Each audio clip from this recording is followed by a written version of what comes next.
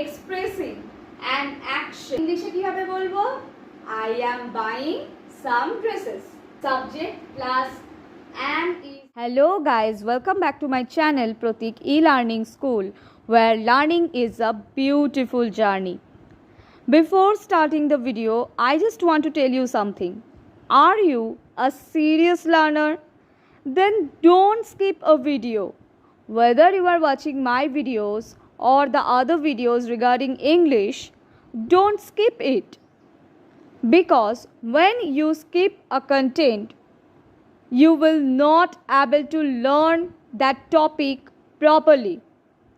And if you really want to achieve the desired level of fluency, if you really want to build a strong communication skill in English, then first improve your patience level and then watch the full video. If you like my videos, then don't forget to subscribe my channel Pratik E-Learning School and don't forget to like, comment and share. So without wasting any time, let's get started. তাহলে চলো এইবার আমরা দেখে নিই present continuous tense কাকে বলে। এই present continuous টেন্সের একটা ট্রিক আমরা যদি শিখে নিতে পারি তাহলে আমরা হাজারো সেন্টেন্স বানাতে পারবো এই প্রেজেন্ট কন্টিনিউয়াস টেন্স দিয়ে। তাহলে চলো দেখে নিই প্রেজেন্ট কন্টিনিউয়াস টেন্স কাকে বলে। Present continuous, what is present continuous tense? Present continuous tense is expressing an action which is taking place now or at the time of speaking. অর্থাৎ present continuous tense হচ্ছে এমন একটা tense যেটা express করে কি না কোনো একটা অ্যাকশন বা কোনো একটা ঘটনা যেটা বর্তমানে ঘটছে বা কোনো একটা কাজ যেটা বর্তমানে হচ্ছে সেইটা বোঝাতেই আমরা প্রেজেন্ট কন্টিনিউয়াস টেন্সের ব্যবহার করে থাকি। এইবার দেখো আমি এখানে সংজ্ঞা তো লিখেই দিয়েছি, মানে ডেফিনেশন তো লিখেই দিয়েছি। দেখো তলায় আমি কিওয়ার্ডস বলে একটা অপশন লিখেছি। কিওয়ার্ডস মানে কি না, যে ওয়ার্ডগুলো দেখলে পার্টিকুলার যে ওয়ার্ডগুলো দেখলে আমরা চিনতে পারবো, হ্যাঁ এই ওয়ার্ডগুলো দেখলেই আমরা চিনতে পারবো যে এইটা হচ্ছে সেই সেন্টেন্সটা হচ্ছে প্রেজেন্ট কন্টিনিউয়াস টেন্স। অনেক সময় হয় কি আমরা যখন টেন্স পড়ি অনেক সময় আমরা কনফিউজ হয়ে যাই কোনটা প্রেজেন্ট টেন্স, কোনটা present continuous tense, present perfect tense. তো কিওয়ার্ডগুলো যদি আমাদের জানা থাকে তাহলে কিন্তু আমরা খুব সহজেই যে কোনো টেন্সকে আইডেন্টিফাই করতে পারবো। যেমন প্রেজেন্ট কন্টিনিউয়াস টেন্সের কিছু কিওয়ার্ডস রয়েছে, চলো দেখে নিই। Now, still, at the moment, at present, today. এই প্রত্যেকটা কিওয়ার্ড যদি ধরো কোনো একটা সেন্টেন্সে তুমি এই প্রত্যেকটা কিওয়ার্ডের মধ্যে যে কিওয়ার্ডটাকে দেখতে পাবে তখন তুমি বুঝতে পারবে যে এটা প্রেজেন্ট কন্টিনিউয়াস টেন্সের মধ্যে পড়ছে। তবে ব্যতিক্রম রয়েছে এই টুডের জন্য। টুডে যেমন প্রেজেন্ট কন্টিনিউয়াস টেন্সেও ব্যবহৃত হয়, টুডে কিন্তু আবার প্রেজেন্ট পারফেক্ট টেন্সেও ব্যবহৃত হয়। তাই জন্য গুলিয়ে ফেলবে না, আমি তো বুঝিয়ে দেবই এক্ষুনি যে কিভাবে বুঝবে জিনিসটা। আর সঙ্গে রয়েছে হচ্ছে ফর্মুলা। কোন কোন জিনিসগুলো দেখে বলতো একটা টেন্সকে আইডেন্টিফাই করতে পারবে? যখন তার কিওয়ার্ডগুলো মুখস্থ রাখবে আর ফর্মুলাটা মুখস্থ রাখবে। তোমরা যদি ফর্মুলা আর কিওয়ার্ডগুলো মুখস্থ রাখো তাহলে কিন্তু খুব সহজে যে কোনো টেন্সকে তোমরা আইডেন্টিফাই করতে পারবে। এখানে তো কিওয়ার্ডগুলো আমি বলেই দিলাম, এবার চলো আমরা দেখে নিই ফর্মুলাগুলো কি কি রয়েছে। ফর্মুলা নাম্বার 1 হচ্ছে subject plus am, is, are plus verb plus ing plus rest of the sentence. এইবার বলো তো এইটা কোন ফর্মুলা ছিল ভার্বের? এটা ছিল ভার্বের ফোর্থ ফর্ম, অর্থাৎ V4 যে ফর্মুলাটা, verb plus ing যে ফর্মুলাটা আমরা শিখেছিলাম সেই ফর্মুলাটাই প্রেজেন্ট কন্টিনিউয়াস টেন্সে ব্যবহৃত হচ্ছে। এইবার এখানে আমি তিনটে ফর্মুলা লিখে রেখেছি। একটা হচ্ছে আমরা যখন অ্যাফার্মেটিভ সেন্টেন্স করছি তখন ফার্স্ট ফর্মুলাটা ব্যবহৃত হবে। যখন আমরা ইন্টারোগেটিভ সেন্টেন্স বা প্রশ্নবাচক কোনো এই সেন্টেন্স করছি। যেমন দেখো এখানে রয়েছে am is are, লক্ষ্য করে দেখো 2 নম্বর যেটা রয়েছে am is are plus subject plus VING মানে verb plus ing form plus rest of the sentence with question mark। এইটা হচ্ছে 2 নম্বর ফর্মুলা। আর থার্ড ফর্মুলাটা কোনটা না, থার্ড ফর্মুলা হচ্ছে subject plus am is are plus not plus VING plus rest of the sentence। এই ফর্মুলাটা আমরা কখন ব্যবহার করব না, যখন আমরা কোনো নেগেটিভ সেন্টেন্স করব, তখন কিন্তু প্রেজেন্ট কন্টিনিউয়াস টেন্সে যখন নেগেটিভ সেন্টেন্স হবে তখন আমরা এই থার্ড ফর্মুলাটা কিন্তু ব্যবহার করব। তাহলে বোঝা গেল পুরো বিষয়টা। এইবার আমরা কি করব না, কিছু এক্সাম্পলের থ্রু দিয়ে প্রেজেন্ট কন্টিনিউয়াস টেন্সকে ভালোভাবে শিখে নেব। তো চলো আরো এগোনো যাক। তাহলে চলো এইবার আমরা দেখে নিই প্রেজেন্ট কন্টিনিউয়াস টেন্সের এক্সাম্পলগুলো। দেখো প্রথম ফর্মুলাটা আমি অলরেডি লিখে রেখে দিয়েছি, যে subject plus am is are plus VING অর্থাৎ verb plus ing plus rest of the sentence। এইবার দেখো এখানে আমি কিছু এক্সাম্পল লিখে রেখেছি। প্রথমটা আগে আমরা দেখে নিই। আমি কিছু জামা কাপড় কিনছি। এখন আমি জামা কাপড় কিনছি, অ্যাকশনটা এখন ঘটছে। তো যখনই এখন ঘটছে অর্থাৎ বর্তমানে যেটা চলছে, যে অ্যাকশনটা হচ্ছে, সেইটা বোঝাতে আমরা কোন টেন্সের ব্যবহার করব, প্রেজেন্ট কন্টিনিউয়াস টেন্সের ব্যবহার করব। আর এই সেন্টেন্সটাকে আমরা ইংলিশে কিভাবে বলবো, I am buying some dresses. বোঝা গেল? চলো নেক্সট সেন্টেন্সটা দেখি। ফোনটা বাজছে, ফোনটা এখন বাজছে, সেইটা বোঝাচ্ছে। তো এটার জন্য এটা আমরা ইংলিশে কিভাবে বলবো, দ্য ফোন ইজ রিংগিং। 3 নম্বরটা দেখো, আমি স্কুলের জামা পরছি।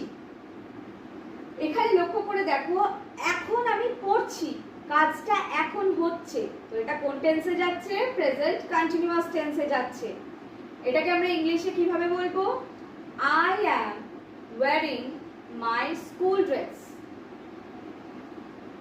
4 নম্বরটা কি রয়েছে, সে এখন দুপুরের খাবার খাচ্ছে। লক্ষ্য করে দেখো এইখানে কিন্তু আমি একটা কিওয়ার্ড ব্যবহার করেছি। বলতে পারো কোনটা কিওয়ার্ড? কারেক্ট, এখন।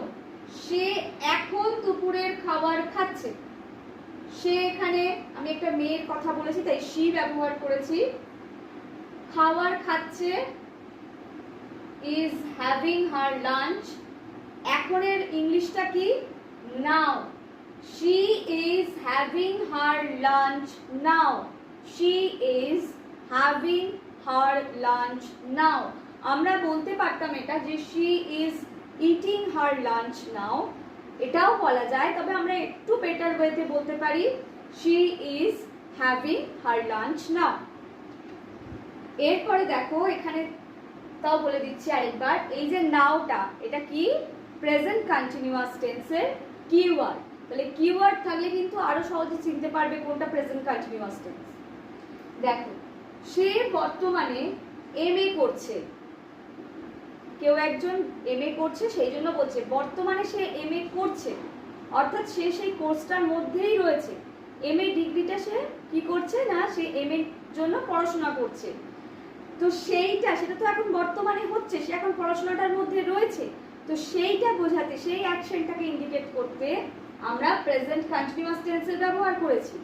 এইবার এটাকে আমরা ইংলিশে কিভাবে বলবো, she is pursuing her MA at present। লক্ষ্য করে দেখো আমি যখন বাংলায় লিখেছিলাম, আমি এখানে লিখেছিলাম সে বর্তমানে এমএ করছে। এই বর্তমানেটা ছিল হচ্ছে একটা কিওয়ার্ড অ্যাকচুয়ালি, যাতে তোমরা বুঝতে পারো। she is pursuing her MA at present, এই বর্তমানেটার ইংলিশ হচ্ছে at present, মানে বর্তমানে সে এখন এমএ করছে। she is pursuing her MA at present। 6 নম্বর রয়েছে দেখো কি, অমৃতা এই মুহূর্তে কাজ করছে, অর্থাৎ অমৃতা এখন কাজ করছে এক কথা, সেইটাকে বোঝাচ্ছে। তো সেটাকে আমরা ইংলিশে কিভাবে বলবো, Amrita is doing her work at the moment। অর্থাৎ এই মুহূর্তে সে কাজগুলো করছে, সেইটাকে বোঝাতে আমরা অ্যাট দ্য মোমেন্ট ব্যবহার করেছি। এই মুহূর্তে, এটার ইংলিশ কি? At the moment. তো অ্যাট দ্য মোমেন্টটা আমরা কেন ব্যবহার করেছি? তার কারণ অমৃতা এই মুহূর্তে কাজটা করছে, তাই জন্য আমরা ব্যবহার করেছি হচ্ছে অ্যাট দ্য মোমেন্ট। এরপরে লাস্ট যেটা রয়েছে দেখো, সে এখনো বই পড়ছে। এখানে মনে হচ্ছে যে তাকে অনেকক্ষণ আগে বইটা পড়তে বারণ করা হয়েছে, কিন্তু সে এখনো বই পড়ছে, স্টোরি বুক পড়ছে। He is still reading story books, অর্থাৎ সে এখনো গল্পের বইগুলি পড়ছে।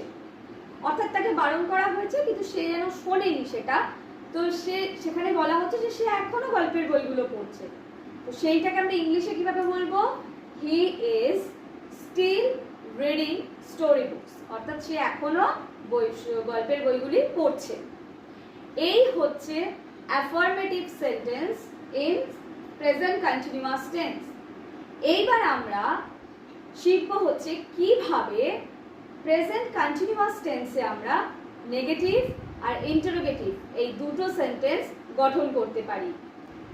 এইবার আমরা দেখে নেব প্রেজেন্ট কন্টিনিউয়াস টেন্সে কিভাবে আমরা কোয়েশ্চেন করতে পারি। দেখো, আমি এখানে অলরেডি ইন্টারোগেটিভের যে সেন্টেন্স স্ট্রাকচার করার জন্য যে ফর্মুলাটা সেটা আমি লিখে রেখেছি। am is are plus subject plus verb plus ing plus rest of the sentence with question mark। দেখো এখানে আমি বেশি এক্সাম্পল দিইনি, আমি দুটো এক্সাম্পল দিয়েছি। দেখো প্রথম এক্সাম্পলটা রয়েছে, অমৃতা কি এখন কাজ করছে? এখন কি সে কাজ করছে? এইটার অর্থে আমরা প্রেজেন্ট কন্টিনিউয়াস টেন্সের ব্যবহার করেছি, কিন্তু আমরা এখন প্রশ্ন করছি এটা, আর অ্যাফার্মেটিভ সেন্টেন্স করছি না, এটা ইন্টারোগেটিভ সেন্টেন্স করছি। তাই আমরা জিজ্ঞেস করছি অমৃতা কি এখন কাজ করছে? এটাকে আমরা ইংলিশে কিভাবে বলবো? Is Amrita doing her work নাও? বোঝা গেল? দেখো এখানে রয়েছে প্রথমে হচ্ছে ইজ, am is are এর মধ্যে ইজ ব্যবহৃত হয়েছে। আরেকটা জিনিস বলে দিই, এইখানে am is are এরা কিন্তু কোনো মেইন ভার্ব হিসাবে ব্যবহৃত হয়নি। আমরা যখন অ্যাফার্মেটিভ সেন্টেন্স করেছি বা এখন যে ইন্টারোগেটিভ সেন্টেন্স করছি, আর আমরা যখন নেগেটিভ সেন্টেন্স করব প্রেজেন্ট কন্টিনিউয়াস টেন্সে, তখন বলে দিই এই যে am is are ব্যবহৃত হচ্ছে এই মেইন ভার্বের আগে যখন ব্যবহৃত হচ্ছে, এরা কিন্তু এখানে হেল্পিং ভার্ব হিসেবে ব্যবহৃত হচ্ছে। মেইন ভার্ব কিন্তু হচ্ছে যেটা ভার্ব প্লাস আইএনজি, মেইন ভার্বের সঙ্গেই কিন্তু আইএনজি যুক্ত হচ্ছে। am is are হচ্ছে এখানে হেল্পিং ভার্ব। বোঝা গেল?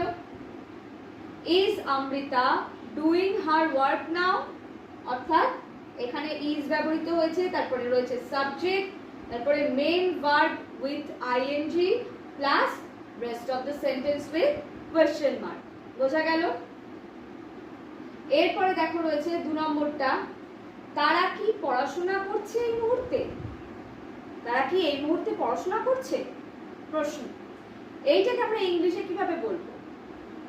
আর দে স্টাডিং অ্যাট দ্য মোমেন্ট? তারা কি এখন বা এই মুহূর্তে পড়াশোনা করছে? আর দে স্টাডিং অ্যাট দ্য মোমেন্ট। লক্ষ্য করে দেখো, দে যেহেতু থার্ড পারসন প্লুরাল নাম্বার, তাই আর ব্যবহৃত হয়েছে। আর তারপরে plus subject plus main verb with ING plus rest of the sentence with question mark. তাহলে ইন্টারোগেটিভ সেন্টেন্স কিভাবে করতে হয় সেটার আইডিয়া তোমরা পেলে। এইবার আমরা চলো দেখে নিই নেগেটিভ সেন্টেন্স কিভাবে তৈরি করব। এইবার আমরা দেখে নেব প্রেজেন্ট কন্টিনিউয়াস টেন্সে কিভাবে নেগেটিভ সেন্টেন্স করতে হয়। দেখো প্রথমেই ফর্মুলা লেখা রয়েছে, subject plus am is are plus not plus verb অর্থাৎ main verb with ING plus rest of the sentence. চলো প্রথম এক্সাম্পলটা দেখে নিই। আমি বেশি এক্সাম্পল দিইনি, তোমরা বুঝতেই পারবে দুটো একটা করে যদি এক্সাম্পল দেখো সেইটা থেকেও তোমরা স্ট্রাকচারটা আইডিয়া করতে পারবে, কারণ আমি অলরেডি এখানে স্ট্রাকচার লিখে দিয়েছি। আচ্ছা, প্রথমটা কি রয়েছে দেখো, আমি স্কুলে যাচ্ছি না। এটাকে আমরা ইংলিশে কিভাবে বলবো? I am not going to school. এরপরে হচ্ছে তারা এই মুহূর্তে পড়াশোনা করছে না। They are not studying at the moment. এইভাবেই আমরা কিন্তু আরো অনেক নেগেটিভ সেন্টেন্স করতে পারি। আজকে আমি এখানে ইন্টারোগেটিভ আর নেগেটিভের উপরে বেশি এক্সাম্পল দিইনি, তবে আমি চেষ্টা করব এরপরে একটা এক্সাম্পলের ভিডিও তৈরি করার, যেখানে আমি প্রেজেন্ট কন্টিনিউয়াস টেন্সের এক্সাম্পল আরও দিয়ে দেব। তাহলে আজকের মতন এই পর্যন্তই, দেখা হচ্ছে আবার পরবর্তী ভিডিওতে।